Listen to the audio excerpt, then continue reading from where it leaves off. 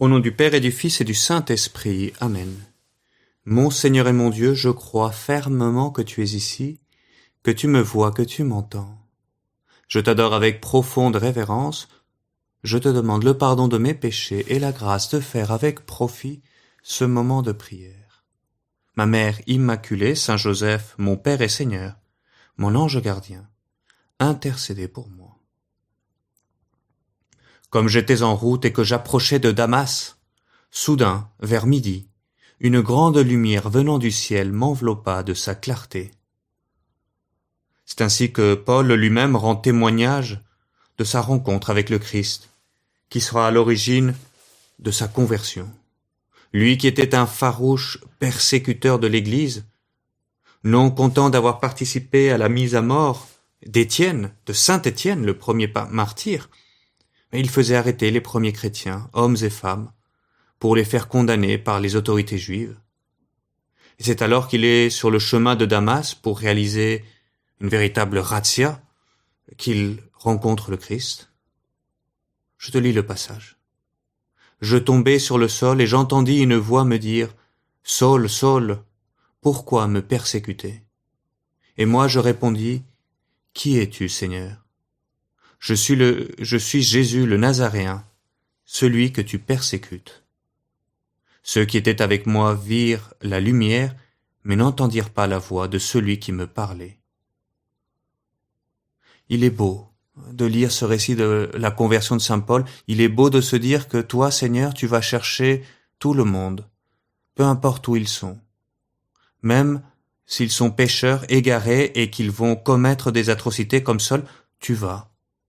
Tu appelles, tu ne cesses d'appeler.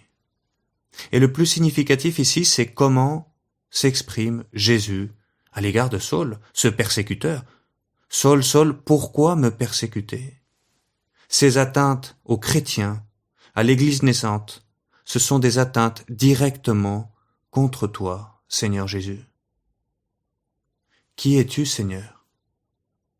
Et la réponse de Jésus, je suis Jésus, celui que tu persécutes.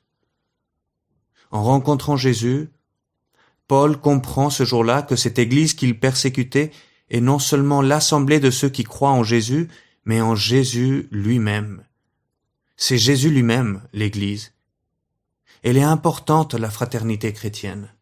La fraternité dans l'amabilité, dans la vérité dans la charité, l'exigence aimable, des choses qu'il n'avait pas compris, Paul.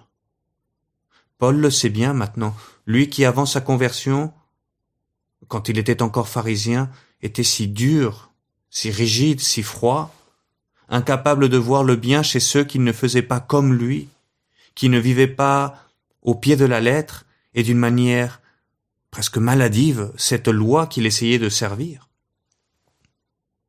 Comme beaucoup de ces pharisiens qui ont persécuté Jésus pendant qu'il était sur terre, parce qu'il guérissait, mais c'était lors du sabbat.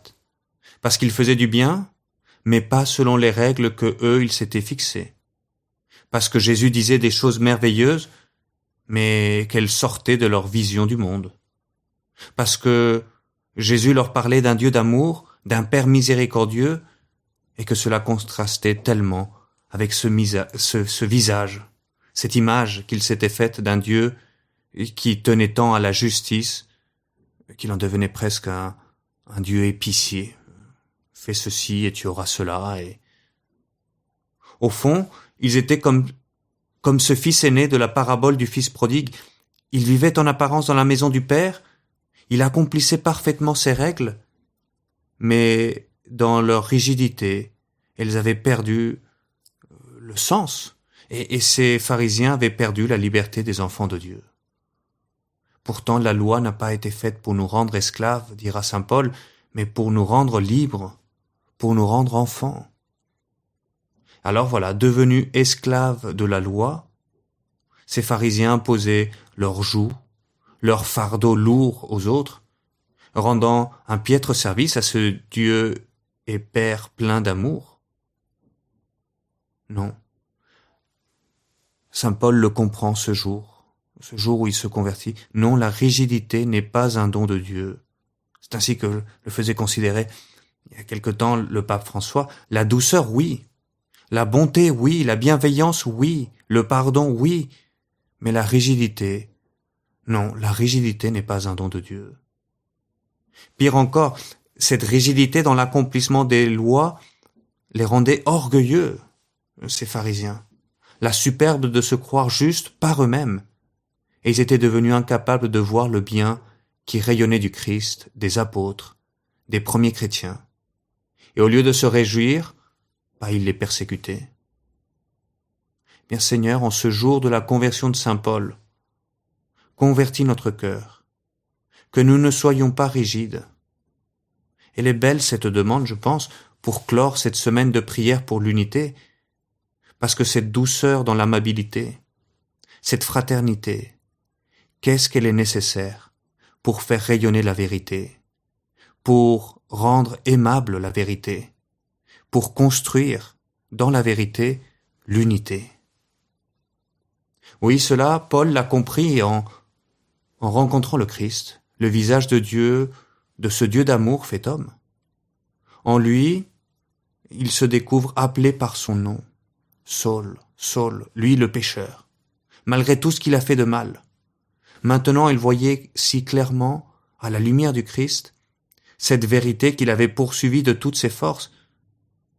Maintenant, il sait qu'il est aimé de Dieu en Jésus-Christ, malgré tous les malgrés. Parce que celui qui ne se sait pas enfant de Dieu méconnaît sa vérité la plus intime. Et il vit alors le dos tourné à lui-même, en conflit avec lui-même. Et quelle libération de savoir que Dieu nous aime, qu'il est le libérateur, le pardon de Dieu. Et la lumière aimable du Christ, de son pardon, de la lumière nouvelle qui s'offre à sa vie, Paul découvre alors aussi combien sa rigidité l'a fait s'égarer en fin de compte. En mettant la loi telle que lui la voyait, en poursuivant la vérité de toutes ses forces, mais à sa manière, en comptant orgueilleusement sur ses seules forces, de manière froide et sans charité, oui, il s'est bien égaré. Il a persécuté des innocents, des gens de bien, il s'est mis contre Dieu lui-même. Et alors, se savoir, se découvrir fils et fils bien-aimé en Jésus-Christ, pardonné, accueilli, accepté, aimé même dans la famille de Dieu. Et là-dessus, Ananie, qui va le baptiser, aura un rôle capital. Lui qu'on connaît à peine de ce passage, Ananie, c'est presque on pourrait dire un chrétien anonyme. Il va être la première main amicale qui sera tendue par cette communauté qu'il venait justement détruire, cette main qui sera tendue à Paul. Et en tendant cette main, il va faire entrer Paul dans la grande fraternité chrétienne, la fraternité qui sera ce chemin vers la vérité et vers l'unité. Et cet amour va conduire ainsi Paul à une grande liberté intérieure, à une profonde joie et à l'optimisme serein de l'espérance. Il le dit lui-même, soyez joyeux, toujours joyeux dans l'espérance. Quel contraste avec ce Saul froid, rigide.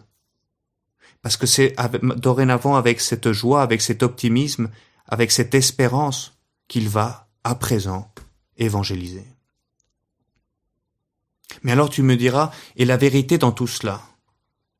Paul ne l'abandonne pas, loin s'en faut. Lui, le grand évangélisateur, ne va cesser de prêcher la vérité.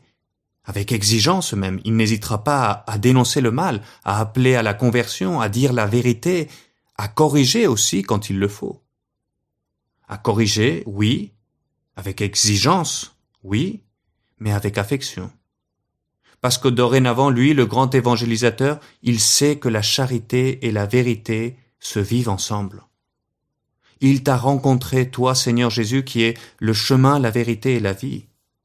Il sait que la charité du Christ, elle est nécessaire, parce que c'est toi le chemin vers la vérité. Et en même temps, la vérité est absolument nécessaire, parce que sinon la charité, elle peut devenir superficielle, elle peut être manipulée par des intérêts égoïstes. Sa devise, ce sera donc de vivre dans la vérité de l'amour. Les deux ensemble, ou, si tu veux, avec les propres mots de saint Paul, en faisant la vérité dans l'amour. c'est dans la lettre aux Éphésiens. Dorénavant, sa méthode, ce sera non plus d'imposer froidement la vérité avec rigidité, mais de la donner dans la charité. Il le dit lui-même dans la première lettre aux Corinthiens, « Je me suis fait tout à tous pour en sauver à tout prix quelques-uns. Et tout cela, je le fais à cause de l'Évangile, à cause de toi, Seigneur Jésus, qui m'as aimé en premier. » Voilà, de la rigidité à l'amabilité dans la fraternité. Voilà l'exemple de Paul aujourd'hui.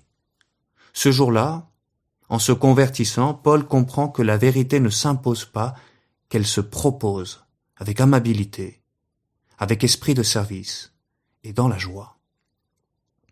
Eh bien, en ce dernier jour de prière pour l'unité, Paul, Saint Paul, aide-nous à vivre ainsi ce désir d'unité dans l'Église et avec les autres chrétiens, en tenant ferme à la vérité dans la foi, en la vivant sans rigidité, et dans la joie, et ainsi en la proposant alors avec amabilité, dans une fraternité authentique, dans le Christ Jésus.